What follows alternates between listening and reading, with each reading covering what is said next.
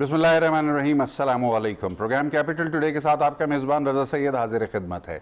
उम्मीद है आपका आज का दिन अच्छा गुजरा होगा। नाज़रीन, आज कौमी असम्बली में कटौती की तहरीकों का दिन शुरू हो चुका है। इसके साथ साथ अहम तरीन और सबसे गर्म खबर, मौसम गर्मा की सबसे गर्म खबर ये है कि आज इस्लामाबाद में ऑल पार्टीज़ कॉन्फ्रेंस के उन्वान से मौलाना फजलुर रहमान JUI F के जो सरबराह हैं उनकी सरबराही में आज कॉन्फ्रेंस हुई। इस APC का इनेकाद मरगला होटल इस्लामाबाद में रखा गया था, जिसमें हिज़्ब इख्तिलाफ़ की तमाम बड़ी जमातों बशमूल पाकिस्तान मुस्लिम लीग नवाज़ और पाकिस्तान पीपल्स पार्टी के कलीदी रहनुमाओं की शिरकत की गई। इसमें बहुत सख्त लहजा इस्तेमाल किया गया हुकूमत वक्त के हवाले से। मौलाना फजलुर रहमान की जो इब्तदाई तजावीज़ थी वो भी खासी सख्त थी। मुश्तरका एलामिया भी जारी करने का ऐलान किया गया। उस मुश्तरका एलामिया में क्या बातें लिखी गई हैं, क्या तजावीज़ हैं और उसको किस तरह से अडॉप्ट करती है APC, नंबर 1। नंबर 2 ये कि APC के मुश्तरका एलामिया के बाद APC का लाहे अमल क्या होगा, इसकी इम्प्लीमेंटेशन के क्या फेजेज़ होंगे और इसकी इम्प्लीमेंटेशन की ज़िम्मेदारी किस तरह से इनमें आपस में तकसीम की जाएगी, क्योंकि ये बहुत बड़ा सवाल है कि इस वक्त पब्लिक मोबिलाइजेशन के हवाले से क्योंकि एक तो मौसम बहुत ज़्यादा सख्त है, दूसरा ये कि सियासी जमातों की तरफ से पब्लिक मोबिलाइजेशन का अमली मुज़ाहरा माजी करीब में नज़र नहीं आया। इलेक्शन के बाद बमुश्किल ही कोई ऐसा मौका देखने में आया कि जिसमें पब्लिक मोबिलाइजेशन हुई हो। तो क्या JUI F का जो मदरसा नेटवर्क है पाकिस्तान के तूल व अर्ज़ में, उसके तलबा सड़कों पे निकलेंगे? क्या पाकिस्तान पीपल्स पार्टी सिंध में पब्लिक मोबिलाइजेशन करेगी? याद रहे कि सिंध में उनकी अपनी सूबाई हुकूमत है और 18वीं आईनी तरमीम के बाद अमन व अमान की ज़िम्मेदारी को कायम रखना सूबाई हुकूमत की ज़िम्मेदारी होती है। तो क्या पाकिस्तान पीपल्स पार्टी अपनी ही हुकूमत के ख़िलाफ़ सड़कों पर निकलेगी सिंध में? क्योंकि पंजाब और दीगर जो सूबे हैं और इलाके हैं पाकिस्तान के, उसमें बहरहाल पाकिस्तान पीपल्स पार्टी के पास बहुत ज़्यादा मोबिलाइज़ करने के लिए पब्लिक सपोर्ट नज़र नहीं आती है। पाकिस्तान मुस्लिम लीग नवाज़ का गढ़ रिवायती तौर पर पंजाब रहा है, लेकिन पंजाब की सियासत काफ़ी ज़्यादा तकसीम और दर तकसीम का उसको सामना है, जिसके अंदर पाकिस्तान मुस्लिम लीग नवाज़ की अंदरूनी तकसीम भी शामिल है, जिसकी बाज़गश्त आज तक सुनाई दे रही है। और मोहतरमा मरियम नवाज़ शरीफ साहिबा का आपसे कुछ देर पहले जो एक स्टेटमेंट मेरी नज़र से गुजरा, उसमें एक मरतबा फिर वो वजाहत देती हुई नज़र आई कि नवाज़ शरीफ और शहबाज शरीफ दोनों एक हैं और किसी किस्म की कोई डिवीज़न नहीं है। तो इसका मतलब ये है कि चंद रोज़ पहले मोहतरमा मरियम नवाज़ शरीफ साहिबा ने जो मीडिया टॉक की और टॉक शोज़ में गुफ्तगू की, उसको संभालने में ही लगी हुई हैं, उसको समेटने में ही लगी हुई हैं, क्योंकि ये तासुर बहुत गहरा पैदा हो गया था उसके बाद से कि पाकिस्तान मुस्लिम लीग नवाज़ में संजीदा किस्म की डिवीज़न है। एक धड़ा है जिसको मोहतरमा मरियम नवाज़ शरीफ लीड कर रही हैं और नज़रियाती कारकुनान उनके साथ खड़े हैं, उनके पीछे खड़े हैं, जबकि जो सियासी धड़ा है इसका, जो पार्लिमानी धड़ा है, वो जनाब शहबाज शरीफ साहब की ज़ेर क़यादत फ्लोर ऑफ द हाउस पे मौजूद है और मौसर तरीके से अपना किरदार अदा कर रहा है। जबकि शहबाज शरीफ साहब की पॉलिसी आम तौर से तसादुम से गुरेज़ की रही है।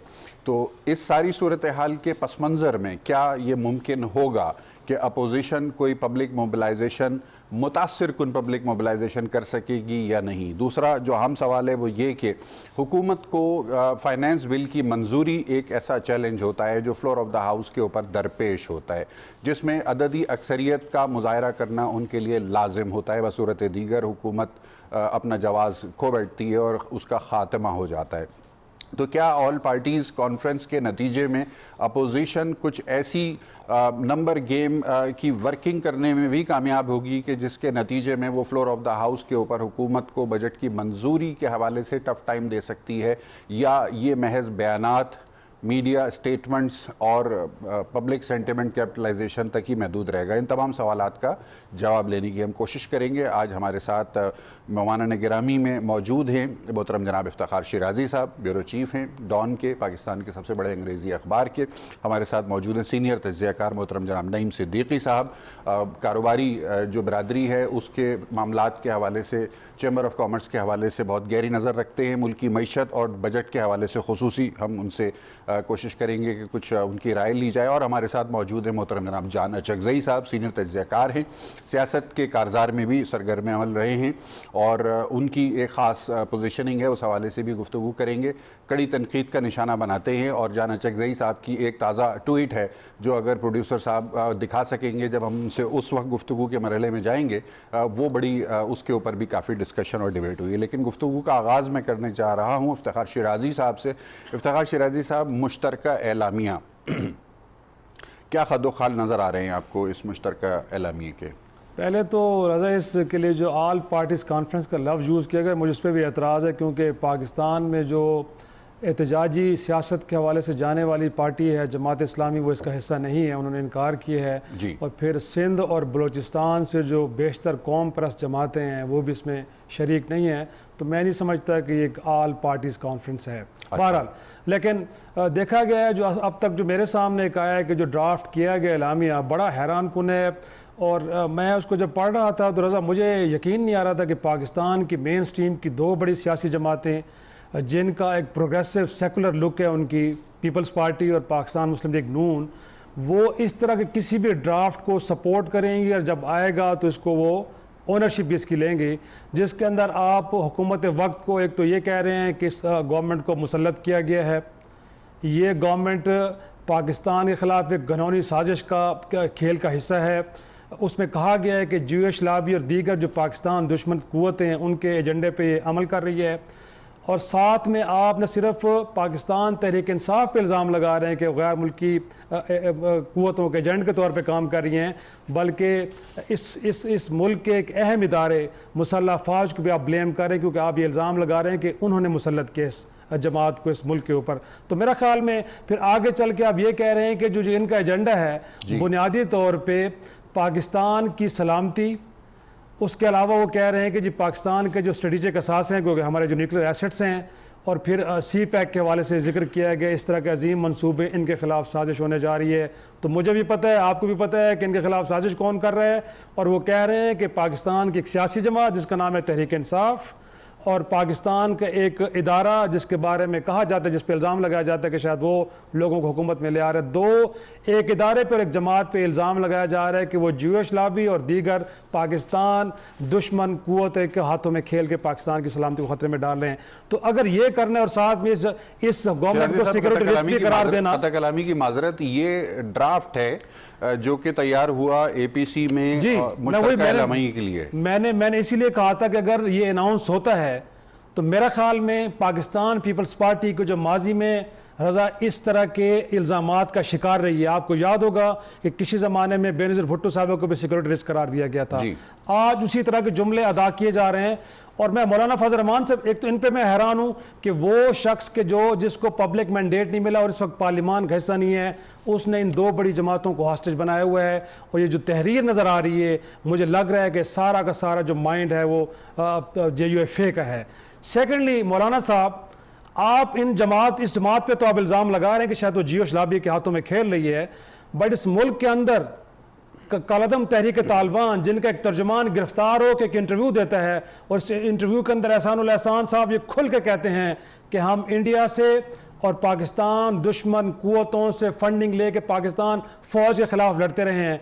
वहाँ तो आपकी ज़बान खामोश है, वहाँ तो आप कंडेम भी नहीं करते, वहाँ पे आप उनको मुल्क दुश्मन भी नहीं कहते, लेकिन एक जमात के ऊपर इल्ज़ाम लगाते हो आपको ज़रा भी ख्याल नहीं आता, आप ज़रा से भी सोचते नहीं कि वो क्या करने जा रहे हैं। तो मेरा ख्याल में अगर इस तरह का एलामिया आता है रज़ा, तो मैं समझता हूँ कि पाकिस्तान की दो बड़ी जमातों के किरदार के हवाले से बहुत बड़े सवाल उठाएगा। शिराजी साहब, आपने ये जो पस मंज़र सारा बताया तो I took it as a shock. इस तरीके का ड्राफ्ट तैयार हुआ है। मैं बराह रास्त जान अचकज़ई साहब की तरफ जा रहा हूँ क्योंकि जान अचकज़ई साहब का सियासत पे बड़ी गहरी नज़र है और मेरा ख्याल है कि JUI की जो सियासत है उसके बारे में भी बहुत अच्छी मालूमात रखते हैं। जान अचकज़ई साहब, ये आपने इफ्तिखार शिराजी साहब की ज़बानी जो सुना, जो उस ड्राफ्ट में लिखी गई हैं बातें, ये क्या किसी भी ज़ी शऊर पाकिस्तानी के लिए काबिल कबूल हो सकती हैं? मैं बिल्कुल इत्तेफाक करता हूँ। जो ड्राफ्ट मैंने पढ़ा है और वो एलामिया अडॉप्ट हुआ है और वो सारे मीडिया ने कोट किया है, जो वाकई बयानिया है इमरान खान साहब की हुकूमत और उनके खिलाफ JUIF का, मौलाना फजल रहमान का, बाकी पार्टियों ने भी वो इंडोर्स किया। बदकिस्मती से चाहे मज़हब कार्ड हो, चाहे बहरूनी एजेंट के इल्ज़ामात, जिस तरह जेविश लॉबी की बात हो रही है, दो मेन स्ट्रीम सियासी पार्टियाँ जैसे पीपल्स पार्टी और PMLN है, इन्होंने भी इसको अडॉप्ट किया है, इसको इंडोर्स किया है, इसको माना है। और आपने देखा है माजी करीब में जब यहाँ पे धरने हुए थे तो ख़ुद PMLN के एक बहुत बड़े रहनुमा अहसन इकबाल साहब भी इसका शिकार हो गए थे और एक उनके वो भी ज़ख्मी हो गए थे और वो बच गए थे। तो ये बदकिस्मती है कि मज़हब का कार्ड और इस तरह के इल्ज़ामात दो सियासी पार्टियाँ भी इंडोर्स कर रही हैं, क्योंकि सियासत जो है उसके यस हम मानते हैं कि उसमें रहम और रहमदिली और उसमें दिल नहीं होता, लेकिन इस हद तक जाना ये कि इनके लिए भी नुकसानदेह साबित होगा। पीपल्स पार्टी अपने आप को सेक्युलर कहती है, अपने को लेफ्ट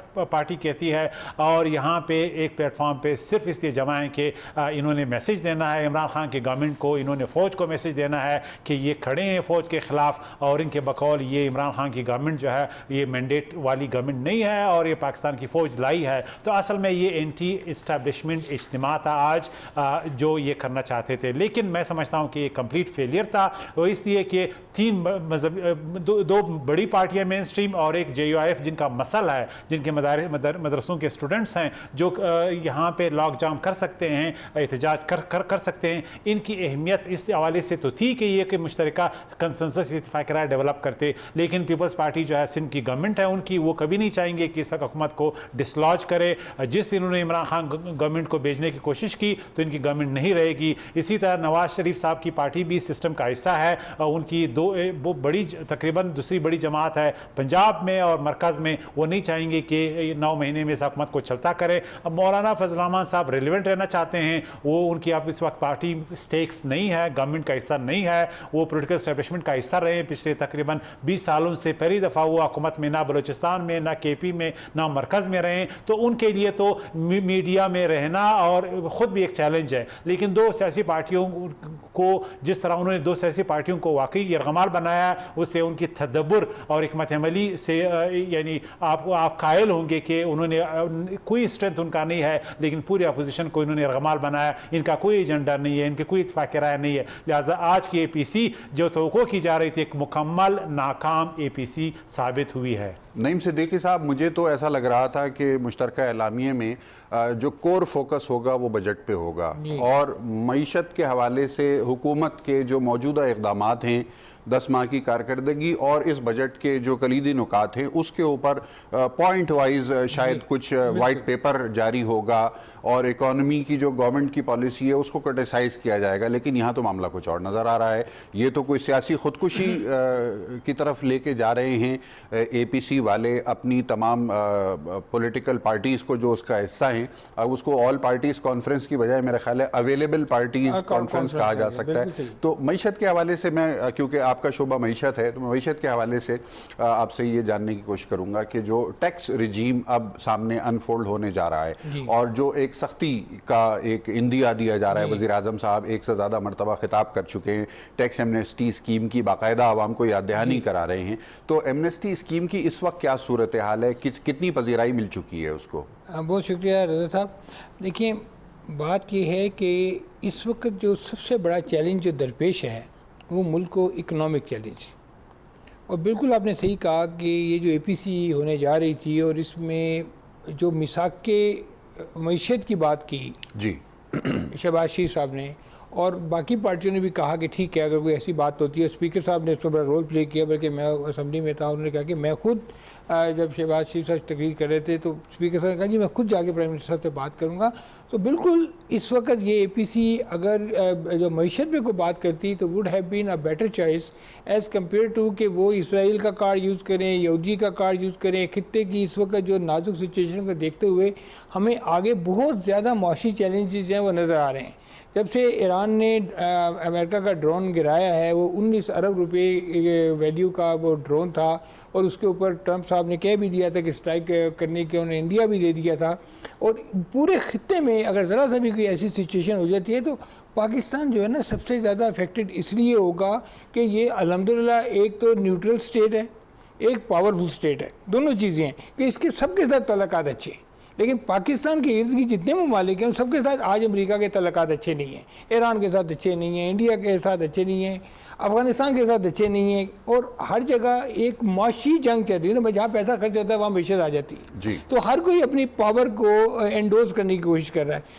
इस वक्त हमारी जो असम्बली में भी पिछले एक हफ्ते से जो बहस चल रही है उसका कोई हासिल वसूल कोई नहीं है, सिवाय इसके कि एक दूसरे पे ब्लेम गेम करने की। वक्त पूरा कर रहे हैं अपना। अब ये जी। मिनिस्ट्री स्कीम जो आई है सर, इसमें आप देखेंगे प्राइम मिनिस्टर साहब ने 3 दफ़ा, मैं ये नहीं कहूँगा खिताब किया, उन्होंने इसकी मार्केटिंग की है, रिमाइंडर किया, मार्केटिंग की है, इसके बहुत रिमाइंडर। अभी तक जो कल तक के फिगर हैं उसमें 2000 लोगों ने अवेल की है और 2000 लोगों ने 1 अरब अभी तक सिर्फ टैक्स आपके पास आया है, जबकि गवर्नमेंट का ख्याल था हमारे पास 400 अरब टैक्स आएगा। अब ये जो स्कीम है ना, ये थोड़ी सी एम्बिगुअस है, डिफ़िकल्ट है, कॉम्प्लिकेटेड है। अभी तक आज भी क्योंकि मैं बहुत प्रोग्राम करता हूँ इस मैशत में, तो मुझे इतने लोगों के फ़ोन आ रहे हैं कि जी अच्छा ये बताएं ये कैसे होगा, वो असासे हम कैसे डिक्लेयर करेंगे, ये प्राइस बॉन्ड देखें। अब पैनिक हो गए लोग। 600 अरब रुपया आपका सिर्फ 40,000 के प्राइस बॉन्ड में है। अब वो 600 अरब रुपया बैंक से निकलेगा, लोगों के पास जाएगा, लिक्विडिटी बैंक की कम होगी, लोगों के पास लिक्विडिटी आएगी, लोग क्या करेंगे? लोग कुछ नहीं करेंगे। मैं आज आपको यहाँ लिख के दे रहा हूँ कि वो डॉलर खरीदेंगे, और this is the one reason आपके डॉलर की प्राइस आज 164 रुपये पर डॉलर चलेगी, क्योंकि कोई और सेफ मेयर्स है नहीं है। प्रॉपर्टी में जाते हैं तो वहाँ पे प्राइसेस रिवाइज हो गई हैं, और किसी गोल्ड में आप इन्वेस्ट नहीं कर सकते, और कोई बेयर सिक्योरिटीज़ में आप इन्वेस्ट नहीं कर सकते। तो ये सर अभी 4 दिन रह गए हैं। अब 4 दिन के बाद अब बाहर के मुल्कों में भी आप बजाय इसके कि ये कहने के कि जी आप पे ये जुर्माने होंगे, आपको ये सज़ाएँ होंगी, ये होगा, आप उससे बेहतर है आप लोगों को कॉन्फिडेंस बिल्डिंग मेजर्स दें और इसके लिए कोई ईजी सोल्यूशन बताएं। जो पैसे लोगों ने बाहर जमा कराने हैं, जिनके डॉलर अकाउंट नहीं है, जो बाहर नहीं जा सकते, जो पाकिस्तान में है, उनकी प्रॉपर्टी कुछ अरसे से बाहर हैं, उस वक्त बाहर हैं जब वो वहाँ रहते थे, वो वहाँ के रेजिडेंट थे, वो वहाँ कमा रहे थे और उन्होंने अपनी इनकम डिक्लेयर नहीं की। और 183 दिन अगर आप पाकिस्तान में नहीं रहते तो आपको इनकम टैक्स रिटर्न देने की भी जरूरत नहीं है। जब इनकम टैक्स रिटर्न देने की जरूरत नहीं है तो डिक्लेरेशन की भी जरूरत नहीं है। तो ये सारे मामलात को सर आवाम के लिए जब तक आप सहूलत मरहलावार किया जाए, और फिर बजट में भी आप देखेंगे आज गैस 190% महंगी हो जी, जिसका मतलब अब 190% गैस, तो आपका ईज ऑफ डूइंग बिजनेस जो है ना कंट्रोल से बाहर हो गया। फिर असेंबली में आप देखें कि अब तो टबाकू था, उसके ऊपर इन्होंने 300 रुपये LTG लीव है उसके ऊपर लगाए, वो इतने प्रेशर में आ गई गवर्नमेंट कि दोबारा वो 10 रुपये पे कर दिया। अब टबाको एक ऐसी चीज़ है, उसमें बेशक जितना मर्जी टैक्स लगा लें, that is hazardous to your life ना जी। अब आप उसकी जगह अगर गैस बढ़ा देते हैं 500 अरब लेने के लिए, आप उसकी जगह पेट्रोल बढ़ा देते हैं, आप उसकी जगह बिजली बढ़ा देते हैं, तो उसका इम्पेक्ट किस पे पड़ता है? उसका इम्पेक्ट आम आदमी पे पड़ता है। जब आम आदमी पे इम्पेक्ट पड़ेगा तो आपकी जो लिविंग है वो डिफ़िकल्ट होगी। जब लिविंग आपकी डिफ़िकल्ट होगी तो आपके मसाइल बढ़ेंगे। तो ऐसी सूरत हाल में मैं समझता हूँ कि दोनों साइड से काफ़ी मुश्किलात हो रही हैं। अपोजिशन भी कोई बात मानने को तैयार नहीं है और गवर्नमेंट भी कोई ऐसे मेजर्स लेने को तैयार नहीं है जिससे कोई इनोवेशन, ये बजट बेशक टेक्निकल कह सकते हैं, इसको इनोवेटिव कह सकते हैं, इसको स्टेट ऑफ द आर्ट कह सकते हैं, इसको IMF का बजट कह सकते हैं, इसको कुछ भी आप कह सकते हैं, लेकिन एंड पे इसका मकसद सिर्फ और सिर्फ एक है कि रेवेन्यू कलेक्ट करना। इस बजट में किसी जगह ये बात नहीं है कि रेवेन्यू जनरेट कैसे करना है, एक मैशत को चलाना कैसे है, इंडस्ट्रियलाइजेशन करनी कैसी है। कि रेवेन्यू कलेक्ट करना फोकस नजर आ रहा है, लेकिन इस बात पर शायद तवज्जो नहीं दी गई है कि रेवेन्यू जनरेट किस तरह से किया जाएगा, मुल्क की मईशत के पहिए को चलाने का बंदोबस्त किस तरह से किया जाएगा, इसके ऊपर ज़्यादा फोकस नहीं किया गया। गुफ्तगू के सिलसिले को जारी रखेंगे हम एक मुख्तसर वक्फे के बाद।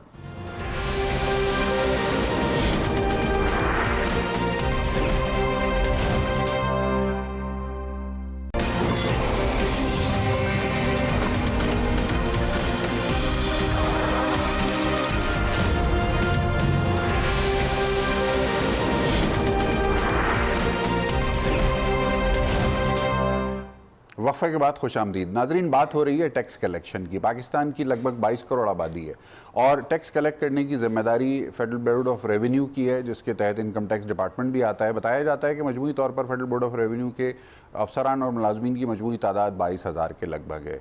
इस हवाले से पाकिस्तान का हर वो शहरी जो या तो कारोबार से मुंसलिक है या प्राइवेट सेक्टर से उसका ताल्लुक़ है, वो लाजमी तौर पर इस बात का तजर्बा रखता है कि उसको ज़िंदगी में कभी ना कभी federal board of revenue, income tax department के अफसरान या मुलाजमीन से वास्ता पड़ता रहा है। इस हवाले से ये बात भी बहुत अजीब है, लेकिन हकीकत है कि इन 22,000 मुलाजमीन में से एक बहुत बड़ी तादाद ऐसे अफराद की है जो शाम में पार्ट टाइम के तौर पर, जुज़ वक्ती तौर पर टैक्स कंसल्टेंट के तौर पर प्रैक्टिस भी करते हैं। इसमें इंस्पेक्टर की सतह के लोग भी हैं, उससे नीचे की सतह और उससे ऊपर की सतह के अफसरान भी शामिल हैं। वो मुख्तलिफ प्राइवेट सेक्टर के लोगों से रब्ते में रहते हैं। उनके टैक्स रिटर्न्स को फ़ाइल करने से लेकर उन टैक्स रिटर्न्स की मंजूरी और रिफ़ंड तक के मामलात की निगरानी करते हैं, जिसके तहत वो प्राइवेट सेक्टर के अपने क्लाइंट्स से भारी रकूमात वसूल करते हैं। यानी दूसरे अल्फाज में कहा जाए तो गलत नहीं होगा कि एक बहुत मुनज़्ज़म करप्शन का सिस्टम है जो टैक्स कलेक्शन करने वालों की बराह रास्त सरपरस्ती और निगरानी में पाकिस्तान में एक तवील अरसे से जारी है। इमरान खान साहब ने जनाब शब्बर ज़ैदी साहब को, जो पाकिस्तान के मारूफ टैक्स कंसल्टेंट हैं, उनको चेयरमैन FBR तो लगा दिया है, और शब्बर ज़ैदी साहब की काबिलियत और उनकी जो रेलेवेंट जो इस हवाले से महारत है उसके ऊपर तो किसी शक व शुबे की गुंजाइश बहरहाल नहीं है। लेकिन जो सवाल अपनी जगह मौजूद है वो ये कि वो 22,000 अफराद जो फेडरल बोर्ड ऑफ रेवेन्यू के बराह रास्त एम्प्लॉईज़ हैं, उनकी तत्हीर के हवाले से हुकूमत ने क्या इक़दाम उठाए हैं, और अगर कोई इक़दाम उठाए हैं तो क्या उन इक़दाम को आवाम तक पहुँचाया गया कि जिसके नतीजे में आवाम के अंदर ये एतमाद साजी हो सके कि आइंदा ये टैक्स एहलकार ज़ाती तौर पर उनको तंग नहीं करेंगे, परेशान नहीं करेंगे और उनसे मनपसंद रकूमात की वसूली का सिलसिला ख़त्म नहीं करेंगे। ये एक बहुत बड़ा गैप है जिसको एड्रेस करने की ज़रूरत है। इफ्तिखार शिराजी साहब, क्या आपका इस हवाले से ज़ाती एक्सपीरियंस क्या है? और मेरा ख़्याल में आपने दुरुस्त कहा कि जो टैक्स मशीनरी है जिसका बुनियादी काम टैक्स कलेक्शन है, वो बतौर कंसल्टेंट लोगों के लिए काम करते हैं, और टैक्स बचाना कैसे है और गवर्नमेंट को चीट और डिसीव कैसे करना है वो मेरे ख़्याल में तरीके उनको बताते हैं। तो टैक्स मशीनरी के हवाले से तो ख़ुद खान साहब बारहा ये कह चुके हैं, उनका बल्कि यहाँ तक भी कहना था अगर FBR ठीक तरीके से काम नहीं करेगा तो हम एक नया इदारा खड़ा करेंगे। तो मेरे ख़्याल में FBR के किरदार के ऊपर तो सवाल बड़े शदीद किस्म के उठ रहे हैं और उठते रहेंगे, और अब तक की जो उनकी परफॉर्मेंस और शॉर्टफॉल को देखते हुए मौजूदा गवर्नमेंट को वो सपोर्ट करता हुआ नज़र नहीं आ रहा इदारा। मेरे ख़्याल में उनकी कोशिश यही है कि जो इकनॉमिक क्राइसिस हैं ये और डीप हों और जो स्टेटस को है बरकरार रहे, क्योंकि स्टेटस को के साथ उनके जो इंडिविजुअल इंटरेस्ट है वो जुड़े हुए हैं, क्योंकि इससे रियासत तो गरीब हो रही है लेकिन अफराद बहरहाल अमीर हो रहे हैं और वो चाहते हैं कि सिलसिला चलता रहे। तो मेरा ख़्याल में this is the core area के जहाँ पे चाहिए ये था कि खान साहब जो पिछले 5 साल नून लीग की गवर्नमेंट के दौरान कंटेनर पे खड़े रहे हैं और उनको जो इकनॉमिक टीम थी वो कोई एक स्ट्रेटजी बना रही थी, हमारा ख्याल था कि शायद बना रही है, लेकिन जब बाद में असद उमर साहब आए हैं लगता ये था कि कुछ भी नहीं हुआ, सिर्फ कंटेनर पे वो भी आते रहे थे, गाने सुन के वापस जाते रहे, कुछ भी नहीं किया उन्होंने। अगर किया होता तो हालात ये ना होते। अगरचे वो ये फरमाते थे कि हमने IMF की कड़ी शराइत नहीं मानी बल्कि अपने टर्म्स में नेगोशिएट कर रहे हैं। अब हालत ये है रज़ा कि आपने गवर्नमेंट में आने के बाद गैस और बिजली की कीमतें भी बढ़ाई, अब इस बजट के बाद भी बढ़ाने जा रहे हैं। आज गैस की कीमत 190% बढ़ा दिया आपने, बिजली की भी बढ़ाएंगे, और वो जो र्यूमर्स थी वो आज रियलिटी में तब्दील होती नज़र आ रही हैं कि आपका डॉलर 170 रुपये पे जाएगा, जो खैर से आज के दिन में 164 रुपये का हो गया है। अभी जून में चंद दिन बाकी हैं तो उम्मीद करते हैं कि, और जैसे ये कह रहे हैं फरमा रहे थे सदीकी साहब कि अगर आपने 40,000 रुपये का बॉन्ड ख़त्म कर दिया है तो लोगों के पास ऑप्शन ये है कि फ़ॉरेन करेंसी में जाएँ, वहाँ इन्वेस्ट करें, तो बॉन्ड लोग बेचेंगे और जाके डॉलर उठाएंगे, तो वो भी माशाल्लाह 8-10 रुपये का कंट्रीब्यूशन वो भी डालेंगे खैर से डॉलर के अंदर। तो मेरा ख्याल में इस एरिया को एड्रेस करने की ज़रूरत थी। 22 करोड़ का मुल्क है, उसके अंदर 11 लाख सिर्फ टैक्स पेयर्स हैं जो फाइलर्स हैं आपके पास। फिर आप खुद फरमाते हैं सीने पे हाथ मार के कि ये 7 लाख लोग ऐसे हैं कि जो टैक्स अवेडर्स हमने आइडेंटिफाई कर लिया है। असद उमर जब तक वज़ीर ख़जाना रहे हैं हमारे को 3-4 इंटरेक्शन हुए हैं, हर इंटरेक्शन में मैंने उनसे यही सवाल किया कि आप खुद जब फरमा रहे हैं कि कम से कम 7 लाख लोगों को हमने आइडेंटिफाई कर लिया है, भाई इनके खिलाफ क्यों नहीं आप कुछ काम कर रहे? करप्शन को लेकर आप सियासतदानों को तो जेलों में डालने की बात कर रहे हैं और आप चेयरमैन नैब से गिला करते हैं कि अगर मैं होता चेयरमैन नैब तो 3 दिनों में कम से कम 80-90 लोग जेलों के अंदर होते। तो भाई ये लोग भी तो कौमी मुजरिम हैं, इनको पकड़ें, इनको भी तो जेलों में डालें। ना तो आप उनको पब्लिकली आइडेंटिफाई करना चाह रहे हैं, ना आप उनको एक्सपोज करना चाह रहे हैं, ना उनके खिलाफ कोई कार्रवाई करना चाह रहे हैं। और सेम इज द केस जैसे कह रहे हैं कि टबैको माफिया, इनिशियली आपने टेस्ट लगाया, उससे आपको रेवेन्यू कलेक्शन होने जा रही थी, बट गवर्नमेंट के अंदर बैठे लोग जो पॉलिसी को इन्फ्लुएंस करते हैं, उन लोगों ने आपको प्रेशराइज किया और आपने वो चीज़ें वापस ले ली। यानी conflict of sugar interest mafia को वाले लोग। लेके, जी। बिल्कुल शुगर माफिया को लेके आपके साबिक वजीर खजाना ने आपको फ्लोर ऑफ द हाउस खड़े होकर कंडेम किया कि ये नहीं होना चाहिए, बट आपने उनकी बात नहीं सुनी। जो फेवर्स आपने उनको देनी थी सुख दी आपने। तो मेरे ख्याल में अगर ये सूरत हाल है तो मैं समझता हूँ कि अगरचे हम इस APC के सो कॉल्ड APC के लामियों को ज़रूर कंडेम करेंगे, बट इकनॉमिक ग्राउंड के ऊपर जो गवर्नमेंट की परफॉर्मेंस है Raza, frankly speaking I am not satisfied. Rather ये बड़ी ही मतलब है कि मायूस कुन है। और मेरे ख्याल में जो कोर इशूज़ हैं उनको एड्रेस करना चाहिए। वही बात है कि जो रेवेन्यू जनरेशन है, हुकूमतें आती हैं तो टैक्स रिजीम को, टैक्स फ्री रजीम लेके आती हैं, मुल्क के अंदर इन्वेस्टमेंट को अट्रैक्ट करती हैं। दुनिया में देखें, फिर खान साहब को पता होना चाहिए कि ब्लैक इकॉनमी एग्जिस्ट करती है भी हर जगह। जी, यहाँ पे मुल्क के जो महज़ब तरीन मुल्क हैं, वो इंग्लैंड हो, वो अमेरिका हो या यूरोप हो, दुनिया में सबसे ज़्यादा लूटेड मनी कहाँ जाती है? स्विट्जरलैंड के बैंकों में जाती है, जी, बरतानिया में जाती है, वो जाके न्यूयॉर्क में लैंड करती है। केमन आइलैंड्स जाती तो है। भाई जी, खुदा का वास्ता, आप ये स्विच ऑफ करते हुए आप ब्लैक इकोनॉमी को यहाँ पे ख़त्म करना चाहते नहीं होता। ऐसे चीज़ें ग्रेजुअली आगे बढ़ती हैं, थोड़ी स्पेस दें। आपने पैनिक की फिजा पैदा कर दी है, उसका नतीजा क्या हुआ है? कैपिटल फ्लाई कर गया यहाँ से। भाई दुनिया में बहुत बड़ी डेस्टिनेशंस हैं, दुबई से लेके बांग्लादेश, कहाँ कहाँ लोग अपना सरमाया इन्वेस्ट कर सकते हैं, जहाँ पे महफूज भी है, रिटर्न्स भी पाकिस्तान से कहीं दर्जे बेहतर हैं। तो खुदा का वास्ता ग्राउंड रियलिटीज़ को देख के चलें। ये एग्जाम्पलरी किस्म की चीज़ें जो है ना, जो आपने एक आइडियलाइज़ की हुई है रियासत मदीना को लेके, भाई ऐसा नहीं होता। चीज़ों को आहिस्ता आगे बढ़ाएं, लोगों के एतमाद में लें, उनको सीने से लगा के चलें। लोग रो रहे हैं, बिजनेस कम्युनिटी आपके साथ बैठती है, बात करती है, आप प्री डिटरमिनेड माइंड के साथ कि जो मैंने सोचा हुआ है, हफीज़ शेख ने जो मुझे ब्रीफ किया है, बस वही हरफ आखिर है, मैंने वहाँ से नहीं हिलना। अभी पिछले दिनों आपके जो इकनॉमिक टीम थी, किसी एक चैनल के ऊपर उन्होंने बैठ के मैराथन ट्रांसमिशन की है। मेजॉरिटी ऑफ बिजनेस कम्युनिटी की ये डिमांड थी कि भाई थोड़ा सा इसके अंदर टाइम आप एक्सटेंड कर दें, हमें सोचने का मौका दें, हम आपके साथ चलना चाहते हैं। बट आपके वज़ीर मुमलिकत साहब ने फरमाया कि 30 जून से आगे तो हम नहीं जा सकते। जब आपके रवैये ये होंगे तो फिर आप कैसे एक्सपेक्ट कर सकते हैं कि बिजनेस कम्युनिटी आपके साथ आउट ऑफ द वे जाके आपको सपोर्ट करे? भाई नहीं करेगी। डैम फंड के लिए आपने लोगों से पैसे मांगे, ओवरसीज से मांगे, लोगों ने नहीं दिए। अब आप कर्जे उतारने के लिए लोगों से पैसे मांग रहे हैं, भाई लोगों के पास रहा ही नहीं है कुछ देने के लिए, तो आपको कहाँ से दें? भाई आप या तो बाहर से नहीं पैसा है, लेके या आएं। फिर उनमें ट्रस्ट नहीं है इस लेवल पे बिल्कुल। कि वो आपको रेसिप्रोकेट करें, Exactly. आपको रिस्पॉन्ड करें उस तरीके से। जान चकजी साहब, एक ट्वीट किया आपने आज से चंद रोज पहले, और इस ट्वीट को मैंने ज़ाती तौर पर एक बहुत बड़े सियासी रहनुमा से मुताल्लिक कुछ आदाद शुमार आपने उसमें रखे थे, और जिस पार्टी से वो मुताल्लिक थे उस पार्टी के कुछ दोस्तों से मैंने वो शेयर किया, और इस कमेंट के साथ शेयर किया कि ये जो ट्वीट की गई है या तो इसकी तरदीद कीजिए, या फिर अगर ये बेबुनियाद है और इसमें कोई सब्सटेंस नहीं है तो फिर जिन साहब ने ट्वीट की है उनके खिलाफ कोई कानूनी चाराजोई कीजिए। लेकिन मुझे दोनों में से कोई भी जवाब नहीं मिल सका, ना तो उसकी तरदीद की गई और ना ही मेरा ख्याल है कि आपके ऊपर कोई कानूनी चाराजोई की गई। क्या मामला था, अगर आप हमारे नाजरीन को बताना पसंद करें? देखिए, जरदारी साहब पाकिस्तान के सियासी निज़ाम के एक बहुत बड़े बादशाह और खिलाड़ी हैं, उनका तजर्बा है, उन्हें मालूम है कि उन्होंने अपना रास्ता किस तरह निकालना है।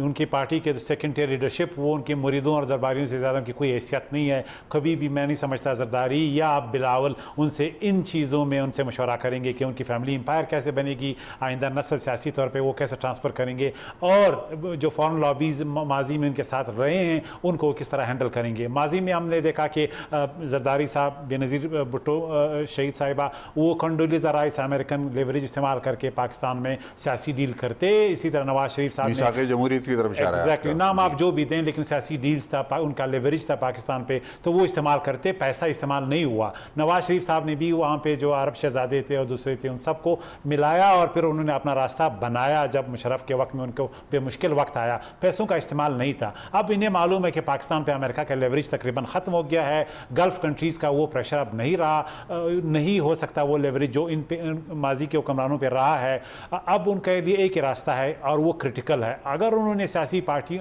अपनी नस्ल को सियासी पार्टियां हैंड ओवर करनी है, जो इनकी दो मेजर सियासी पार्टियां ख़ानदानी है, इनकी लिमिटेड कंपनियां हैं, तो नई नस्ल के लिए एक ही रास्ता है कि उनके लिए स्पेस पैदा हो। स्पेस उस वक्त पैदा होगा कि ये अपने मसाइल हल करें, इनके जो केसेस हैं, तो उसका दो तरीके, एक ये कि वो भुगतें तो उनके रास्ते महदूद हो जाएंगे, वो नहीं बाय ऑफ कर सकेंगे। दूसरा ये कि जो पैसा उनके पास है, बहुत बेताशा पैसा इनके पास है, आप इसको जो नाम देना चाहते हैं, वो किसी लेवल पे किसी बैकडोर चैनल के जरिए वो स्टेट को दें और अपने लिए मराहत कंसेशंस जो उनकी तवक्कुआत हैं वो बाय ऑफ जिसको करें। प्ली बार्गेन कहा जाता है नेप की ज़बान प्ली में। बार्गेन एक शक्ल है, लेकिन इस लेवल पे प्ली बार्गेन तो आप चंद मिलियन की करते हैं, लेकिन जब बिलियंस की करते हैं तो फिर कोई मामला फिर कुछ और तरफ चले जाते हैं, फिर आप इनकी सलाहियत जो है फिर एक और लेवल पे चली जाती है। तो हम सबको मालूम है कि अब भी बैकडोर चैनल्स इनके इस्टेब्लिश्ड हैं, ये CBMs की तरफ जा रहे हैं और चाहेंगे कि किसी स्टेज पे, अब वो स्टेज हो सकता है महीना बाद हो, साल बाद हो, कन्विक्शन के बाद हो,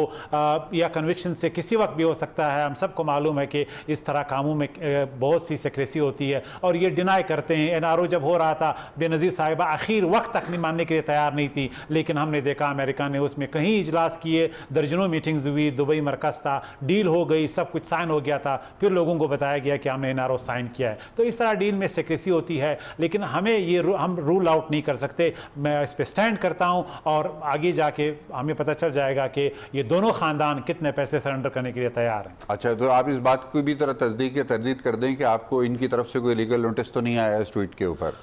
मैंने दावत दी थी कि अगर आप चाहें तो इनके ऊपर लीगल प्रोसीडिंग कर दें। देखिए, मैं तो हर किस्म की प्रोसीडिंग के लिए तैयार हूँ, ये मेरे सोर्सेज हैं और इस पे I stand by my sources. ठीक है। अच्छा, जाना चाहिए साहब, अभी एक सवाल मुझे प्रोग्राम के दौरान ही आया है मेरे पास आपसे मुताल्लिक है, ख़ास तौर पर क्योंकि JUIF के साथ आपका रहा माजी में ताल्लुक़, तो JUIF का पोटेंशियल कितना है, आप किस नज़र से देखते हैं पब्लिक मोबिलाइजेशन का, या जो मदरसा नेटवर्क के बारे में बात होती है तो अक्रॉस पाकिस्तान कितना पोटेंशियल है JUIF का कि वो लोगों को सड़कों पे इतनी तादाद में निकाल सकेंगे जिसके नतीजे में हुकूमत को मुश्किलात आ जाएं?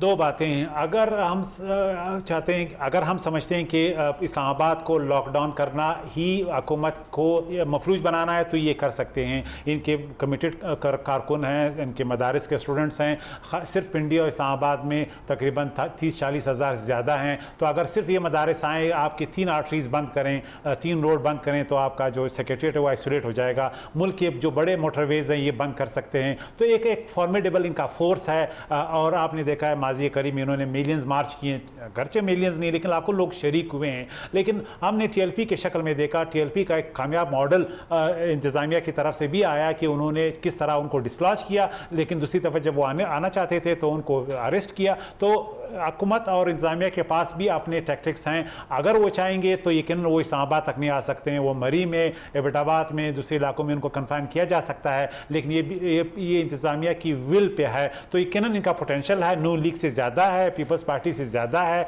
कि लोगों को मोबिलाइज करें, मुल्क को क्रिपल करें। अब क्या हुकूमत मजबूती से इंतज़ामी लिहाज से इनको डील करेगी, ये हमें आइंदा दिनों में मालूम हो जाएगा। लेकिन अभी तक नहीं लग रहा कि पीपल्स पार्टी और PMLN जो ऑफर मौलाना फजल रहमान का है वो लेने के लिए तैयार हैं। यानी वो नहीं चाहते कि इस्लामाबाद लॉकडाउन हो, वो नहीं चाहते कि मुल्क क्रिपल हो। अभी तक सब तमाम जो उनके कार्ड्स हैं वो सॉफ्टली प्ले कर रहे हैं। तो हम अभी तक वो सिनारियो कंसीव ही नहीं कर रहे हैं कि हम देखें कि वाकई ये इस्लामाबाद को लॉकडाउन करने जा रहे हैं 1 हफ्ते में, 1 महीने में। सही है। यानी आपका अंदाज़ा ये, आपके असेसमेंट ये है कि PMLN और पीपल्स पार्टी में अभी सेंस प्रिवेल इस हवाले से कर रहा है, क्योंकि अगर लॉकडाउन की सूरत हाल JUIF के मसल पावर के थ्रू होती है तो फिर पार्लियामान में जो लड़ाई है वो बहरहाल पीपल्स पार्टी और PMLN को लड़नी पड़ेगी उस सारी सूरत हाल की और उस स्टैंड ऑफ सिचुएशन की। नईम सिद्दीकी साहब, मैं थोड़ा हसास सवाल लेके आ रहा हूँ। हसास इसलिए कि बिजनेस कम्युनिटी से आपका गहरा ताल्लुक है। मैंने जिक्र किया 22,000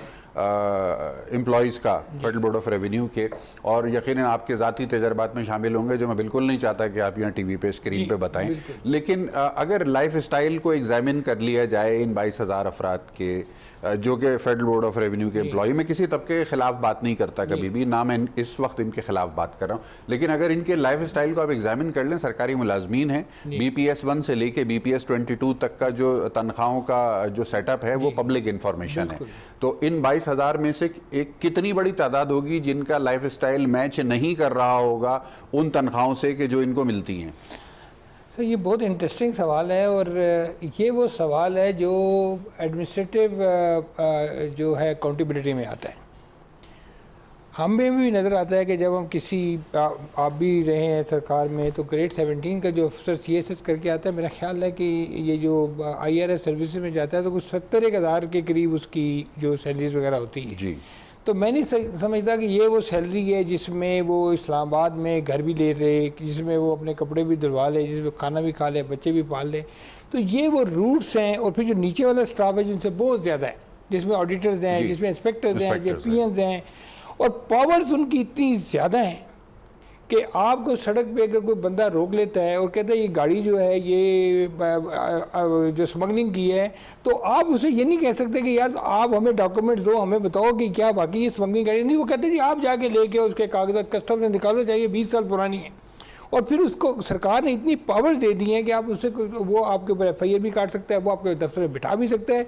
सिमिलरली इन लोगों के पास इतनी इन पावर, देखिए जब तक आप इनकी पावर्स को कर्टेल नहीं करेंगे, जब तक आप इनका interaction with the tax payer ख़त्म नहीं करेंगे, जब तक आप सिस्टम को ऑटोमेशन, सिस्टमाइजेशन थ्रू ऑटोमेशन नहीं करेंगे, और इनके लाइफस्टाइल को जब तक आप चैलेंज नहीं करेंगे, और जब तक आप अपने इनके अंदर अकाउंटेबिलिटी नहीं करेंगे। अब 22,000 अफराद है, शब्बर जही साहब अब इनके ऊपर आके वो चेयरमैन FBR लग गए, क्या वो निज़ाम को चेंज कर सकते हैं? निज़ाम तो पिछले 50 साल से ठीक मेरा ख्याल है अभी तो शब्बर जैदी साहब को इंटरनल एक्सेप्टेंस चैलेंज का ही सामना है। अभी तो वो जो मेंबर्स बैठे हुए हैं वो फीडबैक तो उन्होंने देना है, फिर वो सारी ज़िंदगी टेबल के उस तरह बैठे रहे हैं। तो अब आगे जब अब लोगों के ऊपर दर टैक्स लगा रहे हैं, पूरे मुल्क की बिजनेस कम्युनिटी यकीन करें इस वक्त इतनी डिस्टर्ब है, इतनी डिसहार्ट है, बड़े नहीं छोटे भी आम बिजनेस में, क्योंकि हर को नोटिस आ रहा है। वो कभी अखबार आप पढ़ा होगा, कल अखबार में 48,000 नोटिस भेज दिए लोगों को जो नॉन फेल रहे हैं। हमने इतने लाख लोग ढूंढ लिए, 200 बिलियन स्विस बैंक में पड़ा है। अभी भी परसों भी प्राइम मिनिस्टर साहब कहते कि 10 बिलियन सालाना की वो हो रही है मनी लॉन्ड्रिंग। ये असद उमर साहब भी कहते कहते चले गए। वो भाई अगर हो रही है तो बताएं उसमें 50 मिलियन ही प्रूव कर दें, 1 बिलियन ही प्रूव कर दें।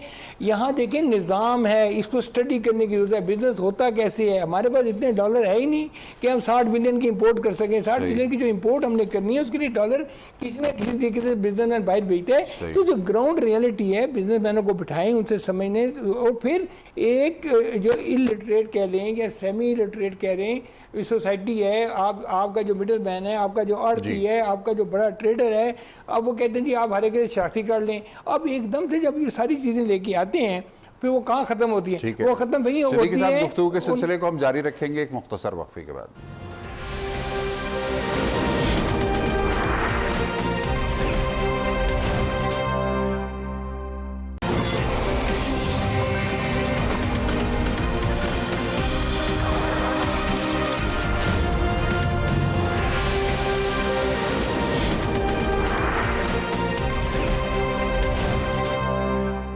वक्फे के बाद एक मरतबा फिर खुश आमदीद। मनी लॉन्ड्रिंग के ऊपर ब्रेक में गुफ्तगू हो रही थी। नईम सिद्दीकी साहब बहुत ज़ोर शोर से हमें बता रहे थे कि मनी लॉन्ड्रिंग जो है वो ताजर बरादरी करती ही नहीं है।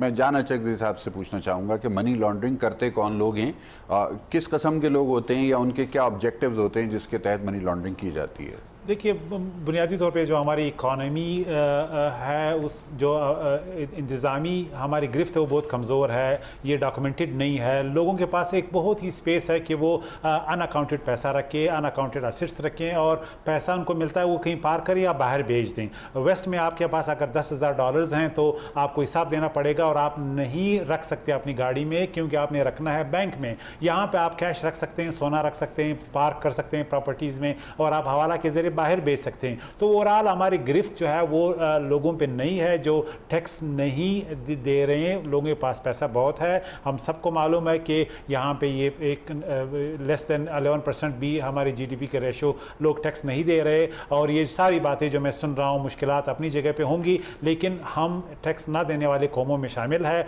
ये काम बांग्लादेश ने किया है, इंडिया ने किया है, चाइना ने किया है, लेकिन हमने अभी तक नहीं किया। पिछले 40 साल से तकरीबन यहाँ पे हमने गुजारा चलाया, बाहर से लोन्स लिए, पैसे लिए, जब भी हमें बाहर से मिले हमने अपना डेफिसिट को पूरा किया और हमने ये कोशिश ही नहीं की कि पाकिस्तान की स्ट्रक्चरल चेंजेस यहाँ पे हम ला सकें। वरना आज भी पाकिस्तान की प्रॉपर्टी में बिलियंस ऑफ डॉलर्स जो है वो मनी लॉन्ड्रिंग नहीं है तो और क्या है, उसमें करप्शन के पैसे आप पार कर सकते हैं, जिसमें इतनी गुंजाइश है कि अगर अब यानी पाकिस्तान की जो जीडीपी है $300 बिलियन के इक्विवेलेंट भी आप पार कर सकते हैं, इतना उनका पोटेंशियल है। और हम देखते हैं कि किस तरह लोगों ने उसको जरिया बनाया है। दूसरी बात ये कि सबको मालूम है कि हवाला के जरिए बाहर पैसे जाते हैं। हर सियासतदान, हर बड़ा ब्यूरोक्रेट वो लंदन से लेकर दुबई तक गल्फ में अपने प्रॉपर्टीज़ खरीदता है और उनके हैं और वो बेचते रहते हैं। तो ये हमें आंखें नहीं छुपानी चाहिए। अब ये बिजनेस एज यूजुअल नहीं चल सकता, अब ये हाथ पड़ना चाहिए। इसमें गलतियां भी होंगी, उसमें ज्यादतियां भी हो सकती है, लेकिन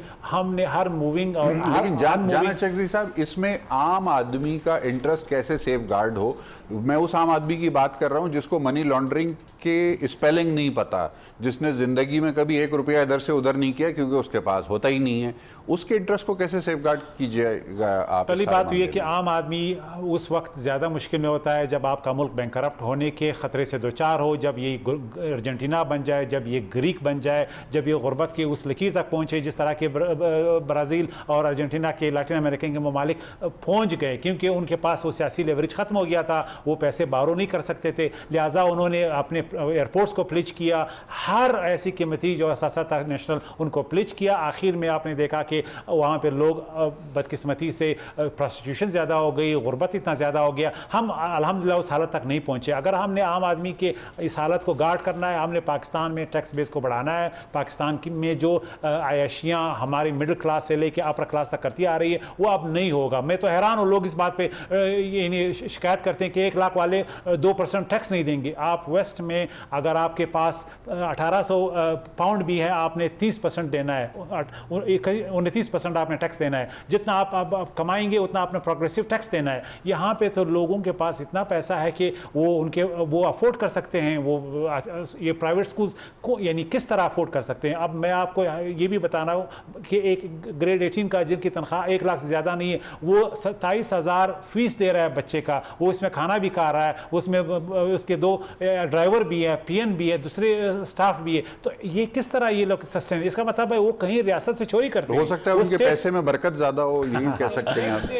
टैक्स की डेफिनेशन क्या है सर? तो ये हमें मानना पड़ेगा कि यहाँ पे टैक्स अभी स्टेट, चूंकि हमारा एक कमज़ोर रियासत रही है, हमने इन्फोर्स नहीं किया है और आवाम से पैसे नहीं लिए, लिहाजा हम ये अफोर्ड कर सकते हैं कि हम दूसरी तरफ देखें और टैक्स ना दें। लेकिन आप वेस्ट में आप 2 चीज़ें अवॉइड नहीं कर सकते, एक मौत, डेथ, और एक टैक्स देना। सही है। नईम सिद्दीकी साहब, मैं आपकी तरफ ही आ रहा हूँ। सवाल ये है जो मैंने जाना चकज़ई साहब से भी पूछा कि चोरी की है एक बहुत छोटे से तबके ने जी, यानी जिनके पास ताकत थी इतनी कि वो पैसे इधर उधर कर सकें, जो कि बहुत छोटा सा तबका है पाकिस्तान में, फिगर में उसको बात करना मुश्किल है, लेकिन उसकी सज़ा जो है वो 22 करोड़ पाकिस्तानियों के ऊपर क्यों जाती है? बिजली क्यों 175% यही बात मैं कर रहा हूँ सर। आपने अगर अकाउंटेबिलिटी करनी है ना, तो आपने कहा है कि जी पब्लिक ऑफिस होल्डर जो है और सियासतदान है वो इस स्कीम से इस्तेफादा हासिल नहीं कर सकते। ये बातें होगी। अब पहले आप उनको अलहदा कर लें, उनकी अकाउंटेबिलिटी पहले कर लें। उसके बाद आपने कहा जी $1 बिलियन $10 बिलियन की मनी लॉन्ड्रिंग होती है, आप उसकी प्रॉबिंग शुरू कर दें, भाई कौन करता है, कैसे करता है, आप उसको देख लें। टैक्स के ऊपर सारा जोर है सर। देखें, वेस्ट को आप पाकिस्तान के साथ कंपेयर नहीं कर सकते। पाकिस्तान में 1 वे ट्रैफिक है टैक्स की, आपको कोई टैक्स ब्रेक नहीं मिलता, आपको कोई लीज के ऊपर जो है ना आपका डिडक्टेबल कोई नहीं है। वहाँ पे आप देखें, आपको लीज पे करते हैं वो डिडक्ट होती है, गाड़ी की लीज पे करते हैं वो डिडक्ट करती है, आपकी जो है इंश्योरेंस जो है आप देते हैं वो डिडक्ट होती है। मतलब आपकी $1 लाख अगर इनकम है तो अगर उसके ऊपर टैक्स बनता है तो उसमें डिडक्टेबल भी है। इवन अगर आपके बच्चे हैं, 4 बच्चे हैं, 3 बच्चे हैं, पेरेंट्स हैं, उनका भी डिडक्टेबल मिलता है। हम उसको यहाँ तो इनडायरेक्ट टैक्सेशन 90% तक चली गई है। आप ये देखें ना, कौन टैक्स नहीं देता, चले वो फाइल नहीं करता, फाइलर नहीं कर रहा है, वो फाइलर नहीं है लेकिन टैक्स देता है बेशक। और ये नहीं है कि 100 रुपए से लेके लाख रुपए तक टैक्स देता है। आप जितनी नॉन फाइलर हैं गाड़ी के ऊपर आप देखें जी, आप 5 लाख रुपए देंगे, आप फाइलर आप 2 लाख देंगे। टैक्स तो सब दे रहे हैं, ये कलेक्शन सारी टुगेदर हो रही है, सेल टैक्स हर आदमी दे रहा है, और हमारी कंट्रीब्यूशन जो मुल्क में है वो 39% इनकम टैक्स किया है, कोई 40% सेल टैक्स किया है, कोई 16% कस्टम ड्यूटीज़ किए हैं। जब ये फिगर्स आगे पीछे होती है ना, तो उसकी मेन वजह रियासत का अपना किरदार है। मसलन अब अगर 400 बिलियन पिछले साल रेवेन्यू शॉर्ट है, तो उसकी मेन वजह ये इंपोर्ट कम हुई, उसकी मेन वजह ये कि PSDP रोक लिए। तो ये सारी वो चीज़ें हैं, PSDP is a fuel to the economy, ये वो फ्यूल है जो गवर्नमेंट पैसा देती है, इकोनॉमी डेवलपमेंट होती है। अच्छा, अब टैक्स जो है, tax is dividend of economy, economy चलेगी, मैशत में पैसा जाएगा, घूमेगा, लोग काम करेंगे, रोजगार मिलेगा, खुद का खुद टैक्स आना चाहिए। मैं आपको बताऊं, हुकूमत एक फियर का शिकार है। वो कहते हैं नहीं, जो पैसे आ रहे हैं इनको पकड़ो। इनके माइंड सेट ये है कि भाई जो पैसे आ रहे हैं इसको पकड़ो, पता नहीं हम दूसरे तरीके से। आप एक आदमी कहिए तुम 1000 आदमी को रोजगार दो, इसमें ट्रस्ट तो नहीं बनता। मैं आपको अमेजॉन की मिसाल दे देता हूँ। दुनिया की सबसे बड़ी कंपनी है, $1 ट्रिलियन की कंपनी है, वो दुनिया में सबसे कम टैक्स देती है। वो कहती है हम जो कमाते हैं हम री इन्वेस्ट करते हैं। जो आप अगर सिर्फ सर यही काम कर दें इस मुल्क में, सिर्फ एम्प्लॉयमेंट ही जनरेट कर दें, इंडस्ट्रियलाइजेशन शुरू कर दें। आप पिछले 10 साल से जमूत का शिकार है, आपकी इंडस्ट्री हिली नहीं है, इंडस्ट्रीज को आपने एम्पावर ही नहीं किया। अच्छा, अगर आपके सिस्टम में खराबी है तो रियासत, ब्यूरोक्रेट्स और जो ताजर हैं वो सारी शामिल है ना। तो सिस्टमाइजेशन थ्रू ऑटोमेशन आप कर दें, आप निज़ाम को ठीक कर दें, इनका इंटरेक्शन ख़त्म कर दें। जब इनका इंटरेक्शन ख़त्म होगा, हर चीज़ खुद ब खुद ठीक हो जाएगी। और आप टैक्स के रेट्स हैं वो इंटरनेशनल स्टैंडर्ड के मुताबिक लें। या दुनिया में जो टैक्स के रेट है वही आप देखिए ना, यहाँ 35% टैक्स का रेट है, आम सैलरी क्लास के ऊपर भी गुंजाइश बहुत कम रह गई है। जाना चाहिए। मैं सिर्फ एक वजाहत करना चाहता हूँ, देखिए यहाँ पे इनकम टैक्स कोई नहीं दे रहा। यहाँ पे हमारे एग्रीकल्चर तकरीबन इकोनॉमी की 21% है, लेस देन 1% लोग टैक्स देते हैं, जो शर्मनाक है। हमारी मैन्युफैक्चरिंग तकरीबन 18% है और लेस देन 1% लोग टैक्स दे रहे हैं। यहाँ पे सिर्फ सरकारी जो नौकर पेशा लोग हैं 5 लाख या 6 लाख या 7 लाख वो टैक्स दे रहे हैं। बाकी क्या पैसे नहीं बना रहे हैं, क्या वो इनकम नहीं है? सिर्फ तनख्वाहदार लोग टैक्स दे रहे हैं, बाकी लोग इनकम टैक्स नहीं दे रहे। सेल्स टैक्स, बाकी इनडायरेक्ट टैक्स दुनिया में हर जगह होती हैं, वो तो आपने सर्विस ले रहे हैं, उस पर आपने टैक्स देना है। आपने एक चीज़ खरीदनी है, उनका GST आपने देना है। लेकिन इनकम टैक्स जो लोग बना, आप कितने वकील है यहाँ पे करोड़ों रुपए कमाते हैं, ये टीचर्स या आपकी ये जो स्कूल है, प्राइवेट सेक्टर है, हॉस्पिटल्स हैं, आपकी रेस्टोरेंट्स बिजनेसेस हैं, ये टैक्स नहीं देते हैं। हमें मानना पड़ेगा, लोग इनकम पे, रेवेन्यू पे टैक्स नहीं देते हैं, जिसकी वजह से हम बैंकरप्ट हैं। सही है। शिराजी साहब कंक्लूड कीजिएगा गुफ्तगू को, लेकिन एक अंदर की खबर आप हमें ज़रूर दीजिए, क्योंकि आप बाखबर हैं हमसे ज़्यादा। फ्लोर ऑफ द हाउस के ऊपर बजट स्मूथली पास हो रहा है या कुछ रुकावटें नजर आ रही हैं? बिल्कुल हो जाएगा, कुछ ऐसा नहीं है, बल्कि कुछ लोग जो खदशात के इजहार कर रहे थे कि शायद चेयरमैन सेनेट तब्दील होने जा रहे हैं, ऐसा भी नहीं होने जा रहा, तो वो भी महफूज रहेंगे। इसी तरह मामला चलते रहेंगे। और बात मेरे ख्याल में इस वक्त जो कोर इशू पाकिस्तान का वो इकॉनमी है रज़ा, और मेरे ख्याल में इसके ऊपर गवर्नमेंट को फोकस करना चाहिए। अगरचे एहतसाब को लेकर बड़ा ढंढोरा पीट रहे हैं कि उनका टॉप एजेंडा आइटम है, मेरे ख्याल में इस वक्त इकॉनमी होना चाहिए। और जो बातें सारी हो रही हैं ना, मामलात यही हैं, इन्हीं को एड्रेस अगर कर लेंगे, टैक्स मशीनरी को ठीक कर लेंगे, फिर वो जो अनडॉक्यूमेंटेड इकॉनमी को डॉक्यूमेंट कर देंगे, फिर मैं तो ये कहता हूँ रज़ा कि इस मुल्क के अंदर जो पैरेलल इकॉनमी चल रही है, उसको कहते हैं कि हुजम को $50 अरब सालाना का है। खुदा का वास्ता, आपकी एक्चुअल इकॉनमी से कई गुना बड़ी इकॉनमी है। अफगान ट्रांजिट ट्रेड के थ्रू आप तो नॉन कस्टम पेड गाड़ियों की बात करते हैं। मैं कहता हूँ यहाँ ब्लू एरिया के अंदर जो बिजनेस एरिया है, यहाँ पे सारा अफगान ट्रांजिट ट्रेड का माल बिक रहा है। तो मुल्क का नुकसान हो रहा है ना, आपको टैक्स तो नहीं मिल रहा बट चीज़ें यहाँ बिक रही हैं। तो इन चीज़ों को देखें। फिर ताजत बरादरी, मैं तो सियालकोट के लोगों से मिला हूँ, वहाँ की बिजनेस कम्युनिटी को सिर्फ स्पोर्ट्स आइटम को एक्सपोर्ट करती है। अगर वो अपना एयरपोर्ट बना लेते हैं, अपनी एयरलाइन खड़ी कर लेते हैं, अपनी मदद आपके अफराद अमीर हो रहे हैं, रियासत गरीब हो रही है। यार खुदा का वास्ता है, एक तो ये कि बहरहाल हमें अप्रिशिएट करना चाहिए कि इस गवर्नमेंट को कोई ना कोई इनिशिएटिव ज़रूर ले रही है, लेकिन साथ में बिजनेस कम्युनिटी से भी 10 वर्ष गुजारिश है, खुदा का वास्ता रियासत रहेगी तो आप भी रहेंगे, सिंसेरिटी शो करें, इस वक्त हुकूमत के साथ खड़े हों। जो चोरी चकारी अब तक हो चुकी है ना, वो हो चुकी है, लेकिन प्लीज़ और ना करें। अगर आप बेवतन हो जाएंगे तो मेरे ख्याल में इससे बड़ी बदकिस्मती और क्या हो सकती है कि आप लोग वतन ना हो। तो मेरा ख्याल में अब ये वक्त आ गया कि एज ए नेशन हमें थोड़ा सा बिहेव करना चाहिए, रिस्पॉन्ड करना चाहिए। और अगर हम समझते हैं कि अब तक हमने बहुत कुछ कमा लिया है, अब रियासत को देने का वक्त आ गया है, तो डॉक्यूमेंट होने में कुछ हर्ज नहीं है। इससे पहले जब अंडर इन्वाइसिंग करते रहे हैं, अब एक्चुअल इन्वाइसिंग करें, जो हम मंगवा रहे हैं उसके अकॉर्डिंगली हम ड्यूटी दें। और मोर इम्पॉर्टेंटली जो सदीकी साहब ने भी बात की, खुदा का वास्ता जो टैक्स कलेक्शन मशीनरी है और जो टैक्स इम्पोज करने वाली मशीनरी है, उनको सिंसियर होना पड़ेगा, क्योंकि इस वक्त वही पाकिस्तान के की प्लेयर्स हैं। अगर उन्होंने अपने आप को ना बदला तो यकीनी तौर पर फिर हम कह सकते हैं कि रियासत खुदा न खासा कोलैप्स कर बहुत बहुत शुक्रिया मेहमानान गिरामी के, आपने अपना कीमती वक्त हमारे नाजरीन के लिए निकाला और मैं आपकी इस बात को दोहराते हुए अपने प्रोग्राम को अख्ताम तक लेके जाऊंगा कि पाकिस्तान की बका और पाकिस्तान की सलामती में ही हम सब की बका और सलामती है। पाकिस्तान की मईशत को मजबूत करने के लिए हम में से हर शख्स को अपना अपना हिस्सा डालना भी ज़रूरी है और इस हवाले से वो तमाम अफराद ख़ास तौर पर बिज़नेस कम्युनिटी से जिनका ताल्लुक़ है उनको इस बात का एक खुसूसी एफ़र्ट करनी पड़ेगी कि वो ट्रांसपेरेंसी को इंश्योर करने के लिए अपने एंड से वो तमाम इक़दाम उठाएं और हुकूमत के ऊपर वाज़े तौर पर प्रेशर बिल्डिंग करें जायज़ तौर पर कि हुकूमत की जो मशीनरी है वो भी ट्रांसपेरेंसी को इंश्योर कर सके। अपना बहुत ख्याल रखिएगा। कल इंशाअल्लाह एक नए मौजू के साथ आपकी खिदमत में हाजिर होंगे। जी पाकिस्तान के लिए।